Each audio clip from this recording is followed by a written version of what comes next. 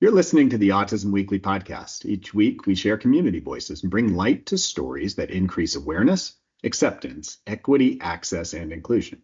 If you haven't already, subscribe to join the Autism Weekly family. I'm your host, Jeff Skibitsky.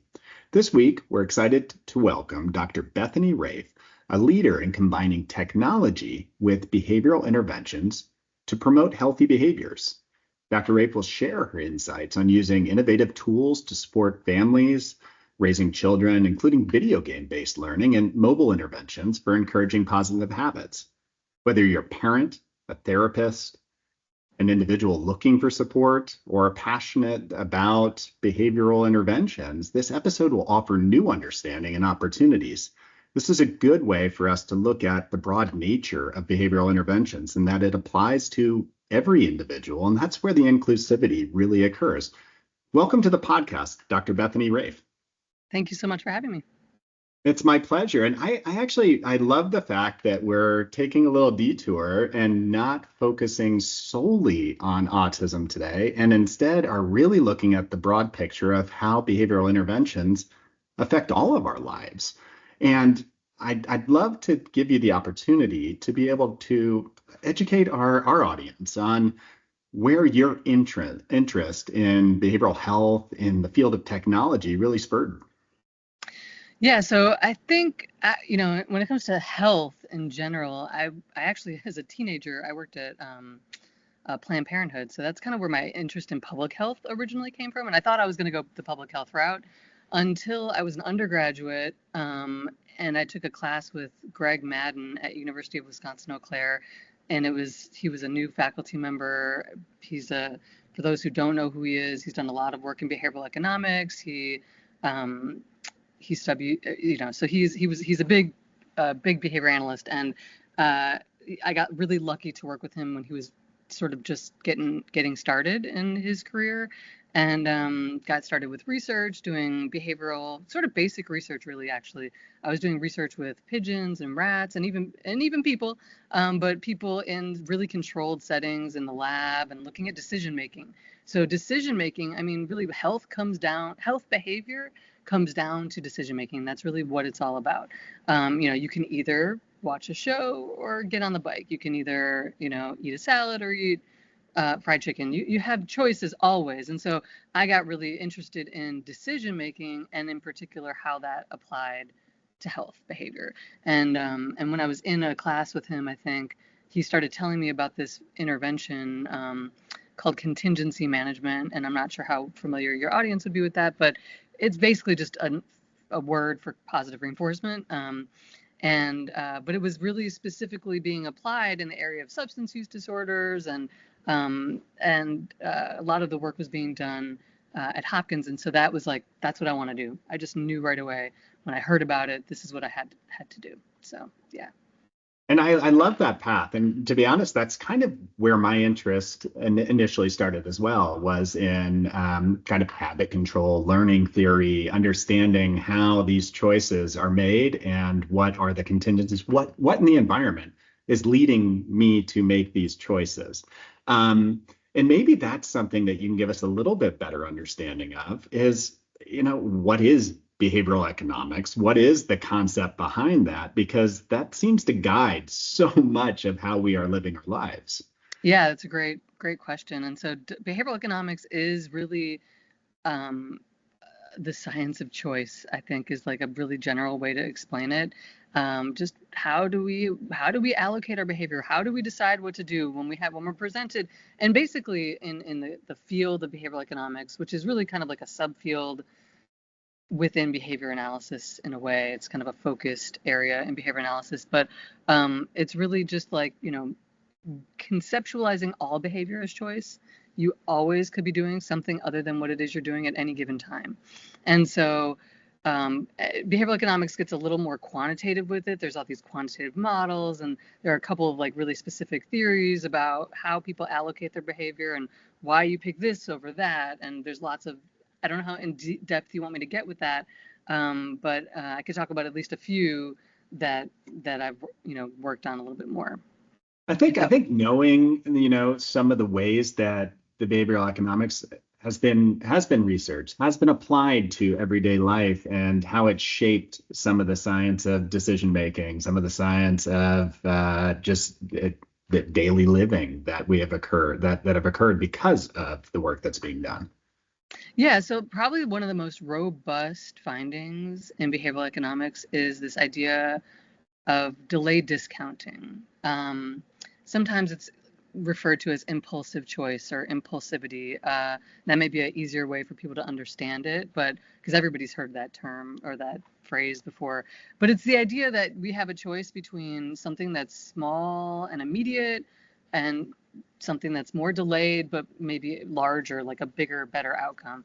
And so if you take, for example, this is the example I use in class when I talk about this is, you know, I talk to college students about it. So this may make sense to college students. But you could go out and have maybe an application to not college age. It'd be like going out to get your coffee every day, like your daily coffee. About $5. You're spending your $5 on your daily coffee every day, or 5 to 7. It's getting inflation, right? But you also really want to go on this trip to Paris. Or you need a new car or whatever the big ticket item is that you're wanting. And, you have this choice. I could go get my coffee today for $5 and spend this $5, or I could save. It's going to take a while. It's going to be delayed. It's not going to be immediate, but it's so much bigger, right? It's this like very big delayed reward versus this very small immediate reward. And that's kind of the idea of delayed discounting is that some people are really good at waiting for that very large delayed reward and tucking that money away and making their coffee at home and all of those things and saving those few bucks enough to tuck it away and get that big reward at the end. And then other people just have a really hard time with that, and they just there's a preference for that more immediate reward. And actually our preferences change over time. Like if both things are delayed, it's really easy to say, well, obviously I'm going for Paris. I'm not going to get the coffee every day. But as you get closer to being, sleep deprived and needing that cup of coffee in the morning, it starts looking more attractive, and you start thinking, oh, just do it this one time. It's not going to impact too much, my trip to Paris. So I'll just get this one coffee now.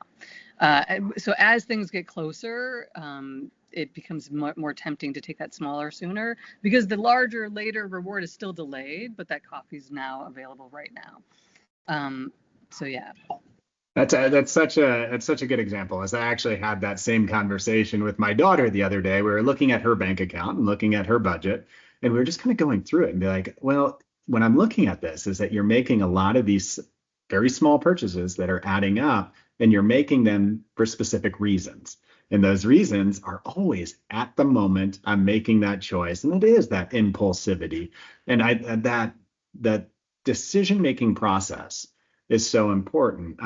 When I think about applied behavior analysis, and I think about just even behavioral economics, oftentimes is that the field of ABA has been tailoring this to autistics and to a therapy model where I think that there's so much more broader usage as we start to look at our own lives and look at just how everyone benefits from being able to recognize behavioral impact on decision making. What are some of the other ways that, if you were to say, we need to broaden the field, we need to start thinking outside of the box of a singular population, that behavioral economics really helps and ABA works? I mean, you mentioned potentially drug cessation or something to that extent, but what are some of the ways that you're looking at this field? Yeah, I mean, if there's behavior, then these basic principles apply to it. That's as simple as it is. It's, we all are bound to these basic principles. So I think one thing that's important is really getting and understanding and making sure people are taught the very basic core principles of behavior, because they apply to all of us all the time under all circumstances. Mm-hmm. And so I think it can apply to anything you want. Things that I'm applying it to are things like substance use treatment. I do a lot with smoking cessation, helping people quit, but I also do work in the health field more broadly, like medication management or medication adherence, and physical activity adherence, all these things that it's all behavior. It's all behavior. So, I think that there's this stat that when it comes to like preventable death, uh, premature death, 80 or not 80%, but it's something like 40% of the causes of premature death are behavioral patterns, are things that we're doing that we could change what we're doing and do them differently. So whether that be substance use, alcohol, cigarette smoking is like the number one still preventable cause of death and disease in the United States. Obviously, the opioid crisis is happening now. Almost everybody's been impacted by it in some way, whether directly or indirectly. And then just when it comes to like stress management or adherence with any kind of medical regimen, everybody has to take antibiotics or has to take some kind of medical, you're treated with something at some point, and that comes down to behavior. So although there's genetic contributions to health and all these other things, ultimately the things we can change are our behavior, and so there's any of these basic principles: positive reinforcement, negative reinforcement, punishment, any of those things can be applied to health behavior. Yeah, and whether you're talking about smoking or drinking or even overeating or avoiding exercise, it feels to me like there's patterns that might exist in one's daily life that are going to contribute to making that immediate decision as well. Is that if I should be exercising and then all of a sudden I think, well, maybe I'll have a snack beforehand and decide to eat the wrong food or kind of overindulge in something, the likelihood of me exercising probably drops extremely low, is that I'm not going to go do that right afterwards because my body's just not ready for it. What are some of the core principles that you're looking at with some of the behavior change strategies that exist across all of these categories that you've been looking at? Whether it's delaying the impulse control or something to that effect. No, that's a good question. So most of my research does focus on, or the work that I do focuses on, like, how can we make these things that kind of are not unpleasant and don't have any immediate reward more immediately rewarding? Because usually when you're engaging in exercise, right, it doesn't feel good. It actually is often unpleasant until you get to a certain point where it is reinforcing, at least initially for people who are starting out and just getting going with physical activity. It's not usually a pleasant experience. So there's some immediate punishers that we're trying to compete with. And so contingency management is really adding some kind of immediate positive reinforcer onto that behavior, because the delayed positive reinforcer, the naturally occurring positive reinforcers are delayed. And so you've got this whole delayed discounting issue that I talked about before. That might be improved health or weight loss, if that's something you're aiming for. It could be lowering your cholesterol or your blood pressure. Those things don't happen right away. They take time. And so the reality is it just doesn't feel good. And that's true for substance use too. So, if I quit smoking, I'm going to have withdrawal symptoms, and that's unpleasant. And the reason people go back to relapse, is because it takes away those bad feelings. It's a negative reinforcer. It's an immediate negative reinforcer. But if I can add something right now in the moment to keep you here, with that behavior, then eventually, you'll get to that naturally occurring reinforcer, hopefully. And it can take a while. We don't know how long for some behaviors, how long we need to do this. Some things might be very short-lived, like antibiotics. You need to take that for 10 days. So, arrange some immediate reinforcer for you every time you take your medication, as it's prescribed. And it can be a short-term thing. But some things are like, chronic behavior, things that they're lifestyle changes. These are things that you need to do for the rest of your life. Physical activity is one of those, eating, your choices for food is another one, if you have a chronic illness, taking your medications is another one. So, yeah. And the discussion of this it's so important right now, because when I'm looking at just the behavioral change and how that's being viewed as a society, is that it's all focused on, some of the negatives that occur or some of the way that it's been misapplied. But the way that you're describing it is we all benefit from being aware and being able to plan around a lot of these. events during the day or decisions that we're making, or even just planning in general, and understanding that I have this particular pattern and I'd like to make the change. How do I do it? And creating that system. Is there a lot of, I guess, value matching? It doesn't feel like the same reinforcers obviously are going to be used when you're changing behaviors over time, as that initially I might need to give myself a lot of enticement to get on the treadmill or to even go 5 minutes on a treadmill. Whereas as time goes on, I would imagine is that you're doing some reduction of the value of the reinforcer because it becomes intrinsic. Yeah, you make a really good point. This whole extrinsic intrinsic thing. A lot of behavior that we should be doing is not intrinsically reinforcing, or however we want to talk about it. And how does something become intrinsically reinforcing? I don't know that we know a lot about that, like how it, other than maybe it being associated with other things. So I'll just use an example of how I got started with physical activity, because I was not physically active until I was really in graduate school, almost at the end of graduate school. And that was, I don't know how familiar you are with like the pre-med principle, but it's basically this idea where I got on this, I had this glider that somebody gave me. It's sort of like a ski type thing, kind of like a Nordic track used to be.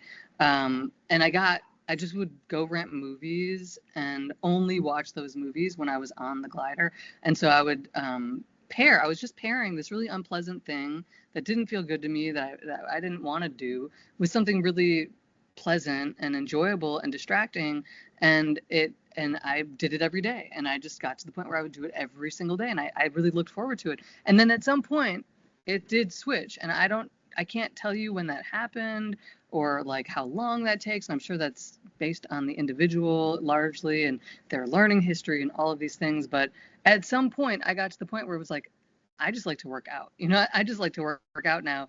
And it just feels good to me. And I feel so good afterwards, and all the endorphins that naturally occur.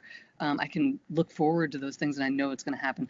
There are still days I don't feel good, don't want to do it, and I do it anyway because I know I'm going to feel good afterwards. But yeah, I think that initial, like, getting people going, you really have to pair it with something very, very enjoyable. And it can be anything. A lot of people use music as, it's kind of a natural thing that people do. They pair physical activity with music, or sometimes it's just the self-monitoring, like the watches and things like that, just seeing your steps and meeting goals. Like, they've done an amazing job with like Fitbit and Apple Watch of gamifying this behavior. So it's not necessarily that it's naturally rewarding, but yet maybe for some people, but this little badge that I can earn for doing this many of these exercises throughout the month, and they, at least Apple, tailors it to the person. It's really kind of incredible, their system. And these little beautiful little badges, they look fancy, and I don't know what it is. There's nothing else there but this little badge, and it's powerful. It can be very powerful. Yeah, I mean, when you think about applying those principles, and then even kind of like you said, gamifying something and making it so that it's almost like you have this challenge that's in front of you, but it feels like there's something added to it. It's not just me challenging myself. There's a point system. There's something going on. It does change behavior. It happened to me with the I think Peloton created this game on there where, like, all of a sudden it's like, go fast here. Yeah. Where Yep. I felt myself working harder, and I was like, why am I working harder today? And it's obvious that, there's something to it, and the score doesn't matter. But in my mind at that time, score mattered. Right. What are some of the other ways that technology is being immersed into behavioral change techniques that we should be aware of, whether it's for some of the drug rehab, or whether it's for being able to create healthy lifestyle choice? Well, I'm sure there's a lot out there, but I will say one thing that maybe people aren't totally comprehending yet, but like, all of these devices, our phones and our watches, are incredibly powerful tools now in ways that we've just never known before. The number of sensors in a phone and what it can monitor, and now probably on the watches as well, is incredible. Like, the Apple Watch here it's got heart rate, it's got it's constantly monitoring all of these things. It's got like walking stability and your sleep cycles and like how you're doing with sleep. There's just, and I think it's like, if you can imagine it, it's probably either being developed or it has already been developed. And if it hasn't, it could be developed. If you can think of a behavior that you want to change that can be somehow objectively measured through a sensor. There's like a gazillion of these sensors in our devices now that are just in our pocket every day or on our wrist with us at all times. Not everybody, obviously, not everybody's carrying these things around. Not everybody wants to be monitored in that way. And some people have concerns about privacy, which are fair as well. But they are pretty powerful tools for change. And I think gamification, as I mentioned before, is one of those things that can be done to incorporate this objective measurement with some kind of artificial incentive to get you, not, and this won't work for everybody, but it works for a lot of people, enough people that they've all developed their gamification tools. Yeah. When you were talking about sleep patterns and things like that, is that, and personally, I've gone through this where it's like, I'll know I'm tired. I know I have sleep debt. I know that I need to go bed earlier. I need to set my alarm at specific times. I don't make that change. Then all of a sudden I got one of those Whoop watches that started telling me what to do. And for some reason, I started following that almost to the T and saying, oh, wow, it tells me I have 45 minutes of sleep debt today. I must do something different today. I mean, it's crazy how that Yeah, works. those little Why? notifications. Yeah, I don't know. I mean, it probably, again, it's individual subject variability. Like individuals are responsive to different things. And so it sounds like you're a little more on the rule governed side. Like you may not be able to set the rule, but if somebody else is setting the rule, you're gonna want to try to follow it. And so perhaps that's part of it. And then other people are like really sensitive to social interactions or like what their peers are doing. And so seeing like a leaderboard can be really powerful for some people, or it can be really like hurtful for other people. We don't really know, like who's responding favorably and not favorably to these leaderboards where you're seeing your rank compared to other people and like wanting to be at the top. Some people just love to win and want to be the best. And then other people are like, I just want to not be at the bottom. I just don't want to be last. And that's all, like, as long as I'm in the middle somewhere, I'm happy. Mm-hmm. And then people who are at the bottom are probably like, this doesn't work for me. I don't want to have anything to do with this. So yeah, I mean, it's individuals are going to respond to different things, which is part of the reason why like developing these tools should use lots of approaches, and if you're going to try to do this on your own and arrange a situation in your own like life, try to pay attention to what you respond to. Like, what is it that pushes you? I'm really like into programs. I'm kind of similar to you in a way where like if it's laid out for me until I'm told what I have to do, then I'm going to do it, and I'm going to feel really bad if I don't do it. But if I had to just come up with it on my own, I would do nothing. But if I have a program and it's like, this is what you have to do each day, I just show up and I do it. But yeah. That sounds like a very important concept. And I mean, whether it's with therapy, whether it's somebody who's looking at self-improvement, it's looking at that interpersonal component of what is the driver and understanding, like you said, am I a rule-governed individual? Am I somebody who needs the extra reinforcers where I need to be able to set up systems of reinforcement to be able to get me there? But then it feels like there's these behavioral technologies that match pretty well. Is that a recommendation? Because I mean, you have the opportunity right now to talk to a variety of different practitioners in the field who might not be applying the ecological principles with the behavioral principles, which it sounds like what you're saying right now is so needed. What would you be saying to them as far as the value of being able to look and match some of these things and take data and really understand the effect? Yeah, I don't know. It's a good question. I think, I mean, on the one hand, you could take this like kind of blanket approach where you just try multi-component approach where you just make sure that all of those parts are present in your intervention packet. Like it's a package, and you've got the social component, but some people are really going to be turned off by the social stuff. So I don't know. I think it's just like being flexible and understanding all the different sensitivities, but that there are all these different tools out there. that could be applied. I'm just not, I think it's like going to be, this is what is so wonderful about behavior analysis, is that it really pays attention to the individual and doesn't just assume that like one size fits all and everything applies to everybody, because it doesn't. We all respond to things. I mean, there's enough categories, I think, of like certain people respond to the social stuff, certain people respond to the gamification elements, or the badges, but just are they're against themselves. They don't want to be against other people. They just want to be up against their own past behavior, So I think it's just, being aware of all the different strategies and then being flexible in tailoring it to where you see people responding favorably.